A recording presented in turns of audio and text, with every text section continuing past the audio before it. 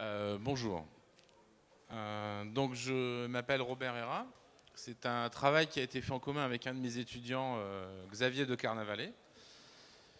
Et donc au départ, la question était d'essayer de comprendre si de manière non, on va dire non illégale, on peut mettre en danger un logiciel en lui envoyant des données.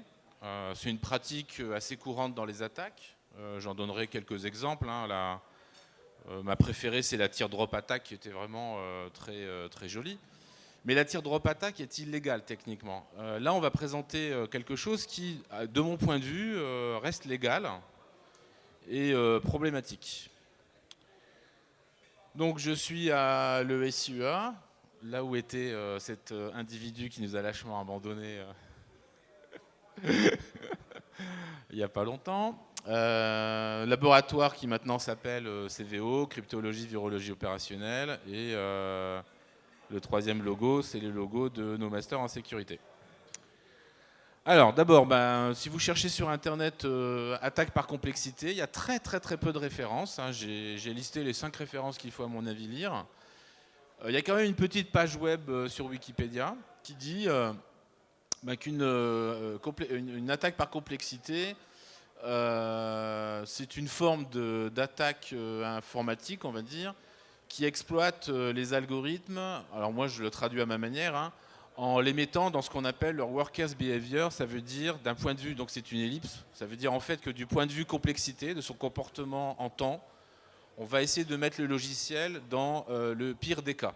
Ce qui, généralement, n'est pas prévu. Vous avez plein de gens qui disent... si les données arrivent de manière aléatoire, l'algorithme va se comporter de manière raisonnable. Alors elles sont très peu étudiées, mais les exemples que je vais donner sont quelquefois vraiment dévastateurs, surtout sur les langages. Lorsque vous utilisez par exemple PHP avant la version 1.9, c'est un cauchemar. Donc vous avez deux types d'attaques. L'attaque qui va reposer sur un algorithme particulier, le hash, ou alors un algorithme un peu plus, disons, difficile à trouver, par exemple un tree. Donc je vais présenter les deux.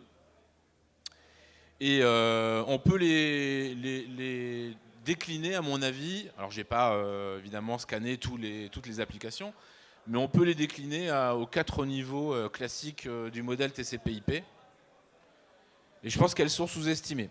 Alors, on ne savait pas trop comment appeler ça. Et on s'est dit que données malicieuses, ça résume bien le comportement de ce que fait l'attaquant. C'est-à-dire qu'il ne va pas s'intéresser à faire quelque chose d'illégal ou d'interdit. Il va juste soigneusement choisir les données pour demander au serveur, pour simplifier, on va supposer que c'est des données qui sont envoyées à un serveur, pour que le serveur prenne plus de temps que ce qui est prévu pour faire les calculs. Et on verra tout à l'heure que sur les fonctions de hachage de certains langages comme Ruby, Python et même Java d'ailleurs, qui n'est pas terrible, on va voir que c'est pas terrible, et si c'est mal utilisé, avec un PC comme ça, vous pouvez planter 10 000 serveurs. Donc, j'ai pris typiquement le tri rapide parce que la plupart des étudiants en informatique le voient. C'est presque impossible d'avoir un diplôme en informatique sans le voir. Donc la plupart des gens comprennent à peu près ce que ça veut dire. Alors le tri rapide a un comportement très intéressant, on le rappellera très rapidement tout à l'heure. C'est un algorithme dont vous ne pouvez pas prédire le temps d'exécution parce que ça va dépendre de l'état initial des données. Et généralement, vous n'allez pas tester vos données avant pour voir si l'algo mérite d'être utilisé. Ça coûterait trop cher. Et donc vous avez cette fameuse propriété qui dit qu'en moyenne, si vos données sont bien mélangées, si vous avez n données, vous allez faire globalement n log de n calculs, ce qui est raisonnable. Si log de n vaut 10 puissance 9, pardon, si n vaut 10 puissance 9, 1 milliard, log de n c'est 10, c'est raisonnable. Mais malheureusement, dans certains cas, et en particulier si les données sont déjà triées, pour traiter n données, vous allez prendre n carré opération. C'est-à-dire pour traiter 10 puissance 10 données, 10 milliards, vous allez prendre 10 puissance 20 opérations. C'est-à-dire qu'avec un PC comme ça, il faut attendre quelques siècles. Et initialement, ça a été fait d'abord sur les fonctions de hash. L'idée, c'est de dire, si je connais la fonction de hash qui est en face, je vais calculer des données qui sont à la limite inutiles, mais qui vont mettre la fonction de h dans une collision. L'idéal, c'est par exemple d'avoir une seule collision. Tous les éléments vont avoir le même h. Et malheureusement, on verra qu'il y a des exemples où ça marche très bien. Alors les références. Dans l'ordre, le premier qui a posé le problème, Killer Adversary for Quicksort, c'est en 99. Donc c'est un petit article de 4 pages qui est très bien. Et l'auteur s'est posé la question de savoir, est-ce que je peux calculer des données que je vais donner à la fonction qsort de la célèbre bibliothèque C, qui est dans toutes les versions disponibles de GCC. Est-ce que je peux calculer un ordonnancement des données initiales qui vont en fait planter, entre guillemets, l'algorithme et le mettre dans son état le pire, donc grand O de n carré. Et il a montré que même à la limite, sans trop avoir accès au code source, on peut arriver à faire ce genre de choses. Les premiers qui ont défini les attaques par complexité, c'est 2003, un article vraiment remarquable. Et les attaques qu'ils présentent sont dévastatrices. Avec un petit PC, ils ont fait planter un logiciel qui s'appelle Bro, on verra ça tout à l'heure. Et puis après, j'avais posé comme question à mes étudiants ce qu'on peut faire sur les routeurs BGP. Alors pourquoi on s'était posé la question ? Parce que vous avez un routeur logiciel qui s'appelle Quagga, qui est souvent associé à Zebra, qui est très bien. Et on se posait la question de savoir, est-ce qu'en créant une instance BGP, donc logicielle, je peux perturber les autres serveurs, par exemple en les obligeant à recalculer constamment les routes de ce qu'ils appellent les PAF AS. Et bien on ne savait pas que en 2008, nos amis de Santa Barbara, là, le laboratoire de Christopher Krugel, avait déjà commencé à regarder ce genre de choses avec des résultats positifs. Enfin positifs du point de vue attaque. Et puis, pendant qu'on travaillait sur ça, c'est-à-dire que j'avais déjà choisi ce thème de conférence pour aujourd'hui, en gros, en 2011, en décembre, il y a 2 chercheurs qui ont fait exactement le même travail, mais exclusivement sur les langages. Comme j'ai dit, Python, Java, Ruby, ils ont fait, je crois, ASP.NET aussi. Et puis évidemment PHP. PHP, c'est le plus pourri. Hein. Et donc, ils se sont simplement amusés à calculer des fonctions, enfin à calculer pour les fonctions de hash du langage, en fonction des algos officiels, les données qu'il fallait pour planter un serveur qui allait calculer beaucoup de hash. Et leurs résultats sont redoutables. Alors, donc des données malicieuses, c'est pas nouveau. Hein. Je dis quand vous faites un buffer overflow, ça peut être considéré comme une donnée malicieuse. Alors malicious data, ça n'existe pas, on vient de l'inventer. Hein. J'ai tapé le transparent hier. Hein, donc, mais bon, je trouve que ça résume bien l'idée. C'est je ne fais rien d'illégal, je vais juste titiller le logiciel en m'amusant à trouver un ordonnancement qui va le perturber. L'une des plus anciennes, c'est Teardrop. Hein, je vous rappelle qu'elle jouait sur la construction de paquets IP un peu pourris et qui plantait les piles IP qui essayaient de recomposer des paquets qui n'avaient entre guillemets ni queue ni tête. Dans les 2 cas, Teardrop et le célèbre Ping of Death, vous avez comme effet de crasher le système. Dans les attaques qu'on va présenter, ça ne crache pas le système. Ça lui fait juste un déni de service, ça le ralentit. Et encore une fois, techniquement, je ne pense pas qu'on puisse les considérer comme illégales. Ce qui les rend d'ailleurs très intéressantes. Alors, avant de donner un exemple concret, un petit peu de rappel. Alors, vous oubliez tout ça, vous regardez en rouge, temps de calcul, et en jaune, ça passe moyen, les besoins en mémoire. La complexité d'un algorithme n'a rien à voir avec sa difficulté intrinsèque. C'est la mesure du coût en temps, CPU généralement, ou en nombre d'opérations, qu'il a besoin pour travailler sur les données qu'on lui donne. Et généralement, dans certains cas, on utilise aussi la mesure de la mémoire utilisée, c'est-à-dire ce qu'on appelle les données intermédiaires que l'algorithme a besoin pour s'exécuter. De temps en temps, ça peut être très coûteux. Par exemple, si vous avez un algo qui prend n données et qui dit vous me les dupliquez n fois pour pouvoir faire le travail, ça revient à dire que pour 1 million d'opérations, il vous faut 1 milliard de mots machines. Ça commence à coûter un peu cher. Alors, l'un des exemples les plus faciles à saisir, hein, j'ai dit, c'est le pont aux ânes des cours d'informatique. Hein. C'est impossible de faire un cours d'informatique sans le voir. Donc, c'est le fameux très rapide, en anglais Quicksort. qui est traduit dans les bonnes bibliothèques en C par Qsort. Donc vous prenez des données, c'est une méthode divisée pour régner, vous prenez un des éléments, vous dites je vais calculer sa position finale, donc vous calculez tous les éléments qui sont plus petits que lui, vous les mettez entre guillemets à la gauche, vous calculez donc tous les éléments qui sont plus grands, vous les mettez à droite et vous mettez l'élément à sa position finale. Sur le papier ça marche très bien, quand vous prenez un tableau au hasard ça marche très très bien, mais quand le tableau est déjà trié, l'algorithme est fortement pénalisé, c'est un truc bizarre, hein. S'il est même complètement trié, l'algorithme devient très mauvais parce qu'en fait, tout ce que vous faites ne sert à rien, entre guillemets, et donc il passe son temps à faire des choses totalement inutiles. D'ailleurs, dans la pratique, il est quelquefois conseillé de mélanger les données quand vous appelez Qsort, de manière à éviter ce comportement qu'on appelle dans le pire des cas. Mais ce qui le rend rapide, c'est qu'en moyenne, il est en n log de n. Sa meilleure complexité, c'est n log de n, et sa complexité moyenne, c'est n log de n. C'est-à-dire que si je prends 1 milliard d'éléments, je calcule les factoriels 1 milliard permutations possibles, sur une très très grande fraction de ces ordonnancements, il va être très efficace. Et sur quelques ordonnancements, il va être très mauvais. Alors pour ceux qui ne s'en souviennent pas ou qui n'ont pas suivi de cours d'informatique, on rappelle ce que c'est. Je prends un élément que je vais appeler le pivot, je le choisis généralement au hasard, et je partitionne le tableau autour du pivot. J'ai donc ce qu'on appelle un sous-tableau gauche, un sous-tableau droit. Et je continue de manière récursive. Une fois que j'ai placé l'élément pivot à sa position finale, je trie à gauche et je trie à droite. Alors, je dis qu'on utilise des tableaux, mais évidemment, on peut très bien le faire avec une liste chaînée. Alors, un exemple récent, on a eu cette idée il y a vraiment très très peu de temps. Ça fait un moment que je m'intéresse à Hadoop, et notamment à sa sécurité. Alors, il y a plein de vidéos sur Hadoop, il y a très peu de code sur le web.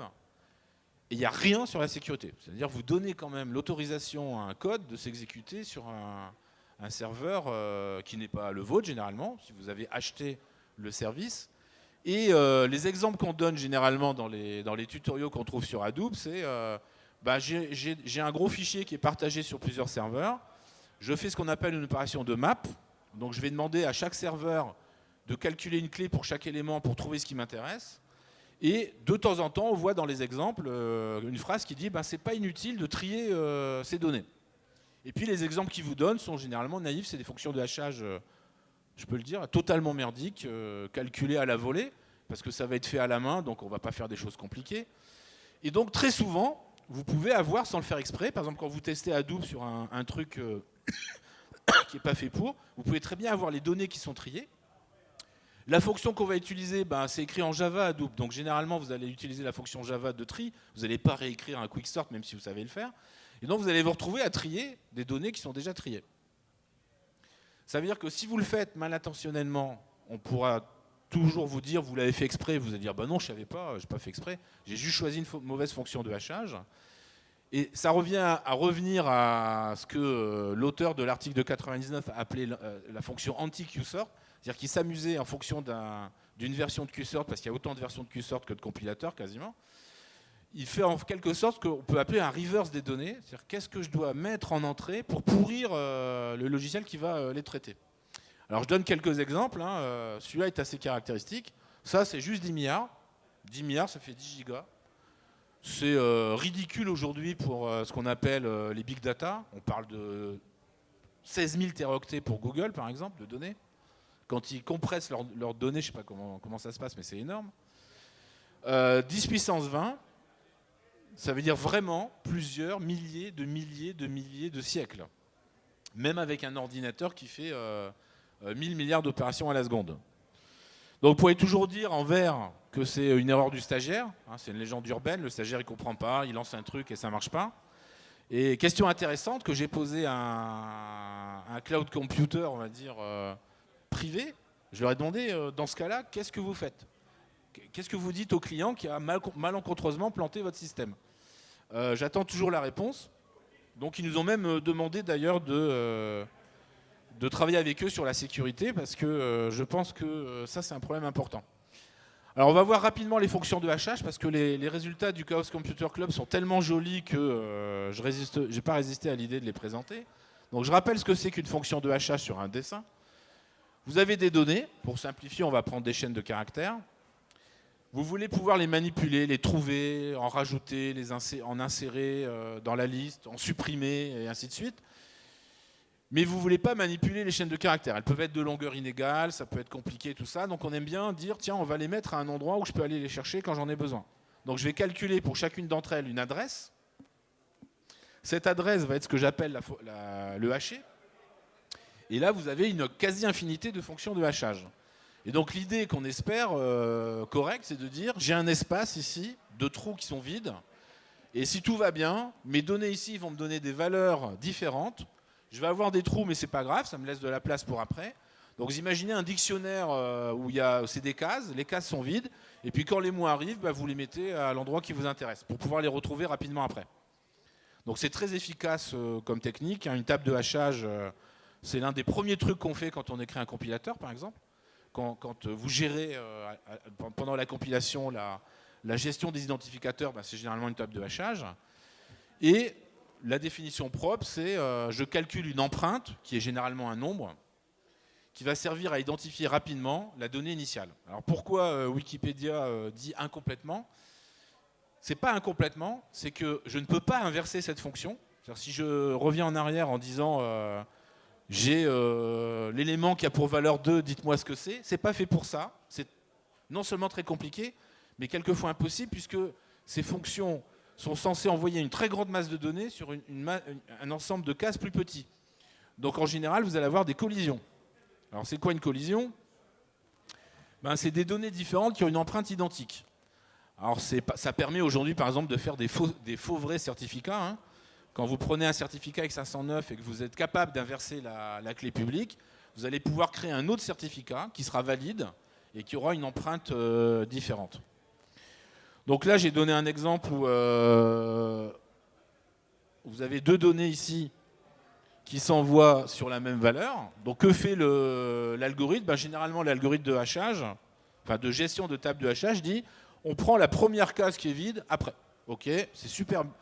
C'est des images de Wikipédia, hein, comme Creative Commons, elles sont super bien faites. C'est difficile d'en refaire de plus jolies d'ailleurs. Et je prends la case immédiatement suivante. Alors évidemment, la question qu'on peut se poser, oui, mais alors si j'ai un élément qui est censé occuper cette case, y a une collision. Donc lui, il voudrait bien aller là, il peut pas, et donc il va aller là. Il va aller à la première case qui est libre. Ça crée une collision, et c'est pour ça que quand vous voulez retrouver une donnée, vous êtes toujours obligé de vérifier que vous avez bien cherché là où vous étiez censé chercher. Donc c'est l'un des défauts, mais dans les manuels d'algorithmique informatique, on vous dit c'est pas gênant, si vos données sont bien aléatoires, le nombre de collisions va être en probabilité très faible.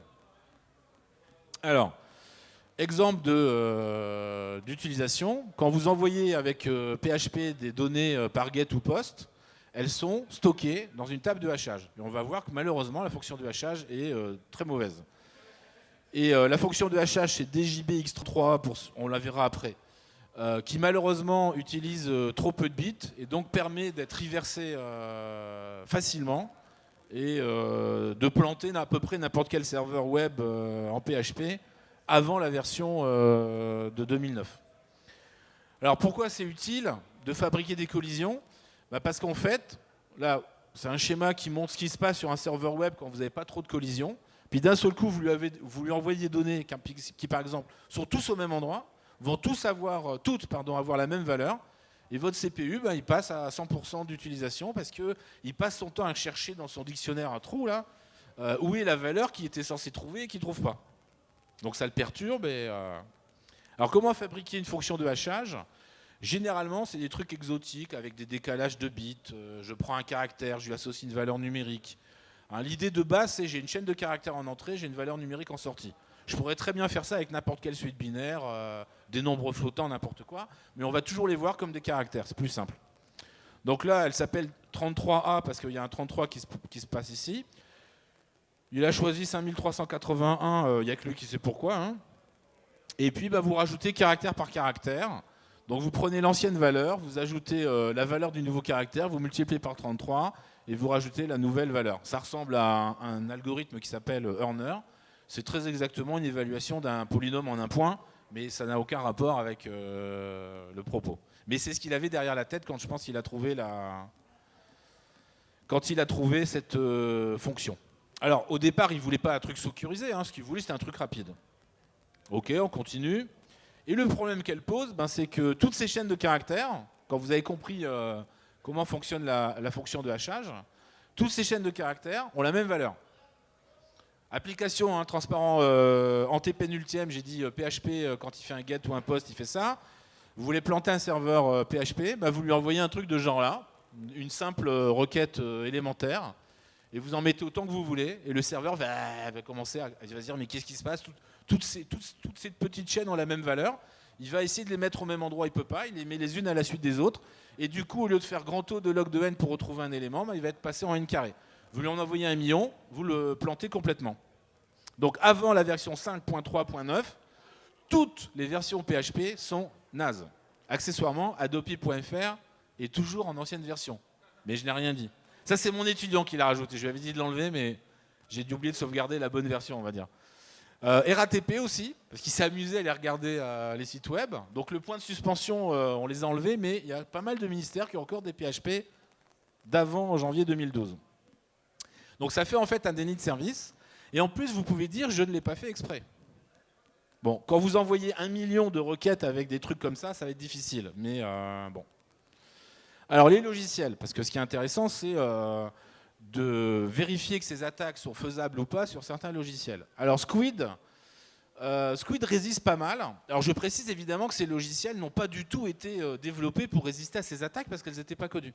Donc la version de Squid dont je parle, c'est celle qui est décrite dans l'article de 2003 et les auteurs ont dit on a pris la version courante et ça résiste. C'est-à-dire que pour l'attaquant, il faut beaucoup de temps de calcul pour simplement faire perdre 50% du temps CPU au serveur. Donc ça veut dire que Squid est sensible, mais ce n'est pas dévastateur. DJB DNS résiste très très bien. De toute façon, tout ce que fait DJB, c'est super. Hein.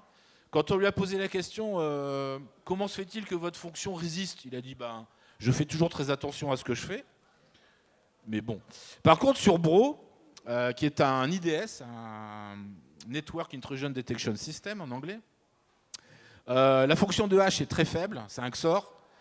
Et avec un petit PC comme ça, vous plantez allègrement un serveur sur lequel Bro s'exécute. Suricata, on a commencé à regarder, pour l'instant on n'a rien trouvé. Donc Suricata, c'est un concurrent de Snort qui est très très bien écrit, sur lequel je voulais que mes étudiants deviennent développeurs. Et on n'a pas trouvé de faille, ce qui ne veut pas dire qu'il n'y en a pas. Mais pour l'instant, on n'en a pas trouvé. Et Quagga Zebra, parce que c'est un logiciel, c'est un routeur logiciel qui est très très efficace, qui est open source, qui est super bien foutu. Voilà. Donc sur Quagga Zebra, il y a quand même des trucs qui sont un peu dangereux, mais pas énormément. Donc quand vous déclarez une instance BGP, vous avez ce qu'on appelle la SPAF, Autonomous System Path, et on a quand même trouvé des exemples de collisions. Donc ces chemins sont des routes différentes pour les communiquer entre deux routeurs BGP. Malheureusement, elles ont le même hash. Donc d'un point de vue pratique, on peut dire que c'est faisable. D'un point de vue théorique, on peut dire que c'est faisable. D'un point de vue pratique, les routeurs BGP se méfient quand même dans Quagga Zebra les uns des autres et refusent en fait énormément de données quand ils ne sont pas sûrs de ce que vous êtes en train de faire. Et donc là, l'idée, c'est de dire, à chaque fois qu'un routeur BGP se déclare sur le réseau, il communique sa position entre guillemets à tous les autres, et les autres routeurs sont censés recalculer le meilleur chemin pour faire passer les paquets. Et donc vous imaginez que si toutes les millisecondes, vous créez un faux routeur qui dit « coucou, je suis là », en fait, vous pouvez avoir une non-convergence de l'algorithme de recalcul qui fait qu'à un moment donné, les routeurs vont être perdus. Alors en théorie c'est vrai, en pratique ça ne marche pas. Et malheureusement on n'a pas encore bien compris pourquoi ça résiste. Alors la fonction de hachage utilisée dans Quagga Zebra en décembre 1996 est aussi illisible que ça. Ça tient à peu près sur le transparent. Mais c'est un tableau de taille fixe. Donc là vous dites comment je peux reverser ça. Vous pouvez le faire. C'est-à-dire essayer de comprendre bit à bit ce qui se passe. J'ai des décalages de 24, de 16. C'est horrible. Hein. En plus, ils ont mal choisi. Moi, j'aurais pas mis 24, 8 et 16 qui sont des multiples de 8. J'aurais mis des nombres premiers. Mais bon, là, à mon avis, ils étaient fatigués le jour où ils ont fait ça. Par contre, ce qui est important, j'aurais dû le mettre en rouge d'ailleurs, c'est qu'il n'y a que 32 767 entrées dans le tableau. Et donc, en fait, il est beaucoup plus simple de faire le truc à l'envers, c'est-à-dire vous calculez énormément de données, vous regardez dans laquelle de ces cases elle se place, et dès que vous avez des collisions qui apparaissent, vous les gardez. Donc à la place d'avoir une énorme collision, vous pouvez avoir plein de petites collisions, et ça plante allègrement le logiciel. Alors exemple, donc ça c'est le temps CPU. En vert, c'est pas d'attaque. En rouge, c'est attaque. Et vous voyez que plus vous augmentez le nombre de données, plus le CPU s'écroule. Alors, les complexités. Parce que j'ai dit que le titre, c'est complexité, attaque par complexité et complexité des attaques. C'est-à-dire quel est le coût pour l'attaquant de faire ce genre de choses. Alors, dans un autre transparent qui aurait dû être là, je pense qu'il va venir après, je disais que si vous prenez un logiciel qui fait du MD5 ou du SHA1 et que vous avez quelqu'un qui fait un peu de cryptanalyse à ses heures perdues, il va vous dire tout de suite « Ah, mais MD5, c'est mort !» Oui, mais calculer 1 milliard de collisions sur MD5, il faut vraiment avoir une grosse puissance de calcul, c'est pas donné non plus à tout le monde.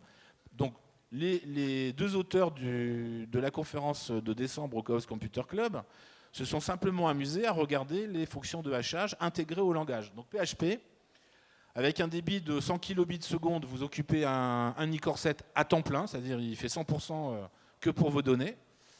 1 gigabit par seconde, c'est-à-dire si vous êtes capable de précalculer des données de manière à les envoyer à 1 gigabit par seconde, et comme la fonction de hachage n'est pas très compliquée, c'est tout à fait faisable en quelques heures. À la limite, vous envoyez toujours le même giga.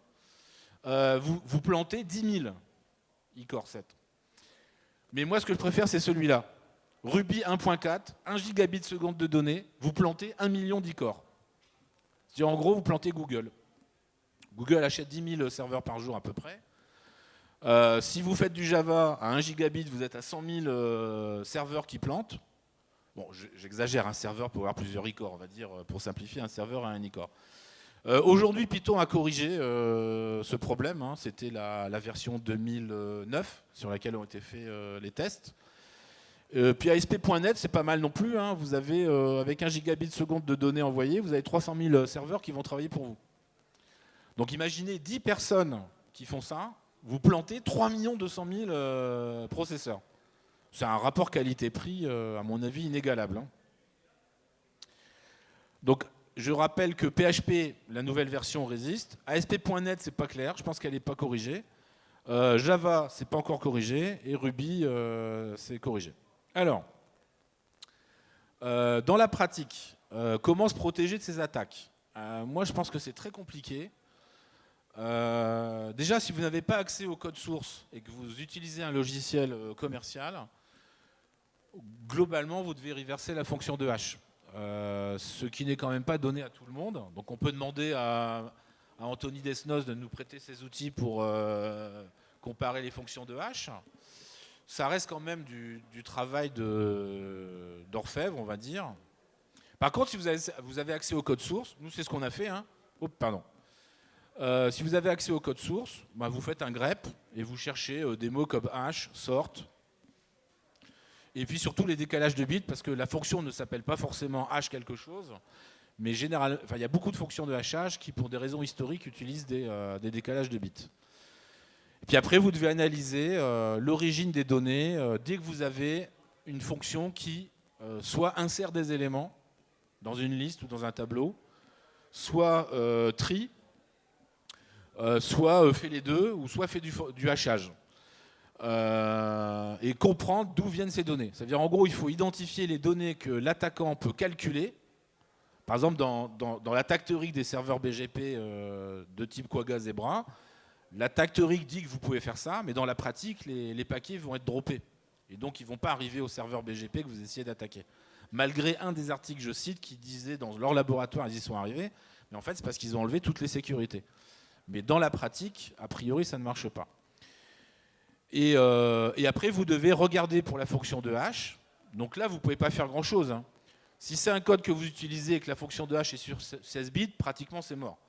Je veux dire, 16 bits, vous n'avez pas besoin de théorie, vous allez calculer plein de données, vous allez trouver des collisions rapidement. 32 bits, ça commence à être un peu coûteux, il faut peut-être faire un mélange, ce qu'on appelle en anglais un trade-off, un équilibre entre un peu de théorie et un peu de pratique, mais ça reste encore raisonnable. Si vous avez une fonction de hash sur 64 bits, à moins qu'elle soit vraiment pourrie, ça devrait être raisonnable. Et je pense que presque tous les logiciels qui récupèrent des données via Internet devraient être sensibles à un moment donné ou à un autre. Et même ralentir de 100%, enfin doubler le temps de calcul d'un serveur qui vous énerve, si l'attaque est peu coûteuse, ça reste quand même raisonnable. Alors comment se protéger? Vous mettez des fonctions de hash qui sont compliquées à reverser, au sens collision. Donc MD5 et SHA-1 ont des collisions connues, mais elles sont très compliquées et très chères à calculer. Si vous avez un doute sur l'ordre des données, vous pouvez randomiser les données. C'est une pratique assez fréquente. Donc c'est très efficace, notamment pour tout ce qui est algorithme de tri. Très bien mélanger les données, généralement, accélère l'algorithme.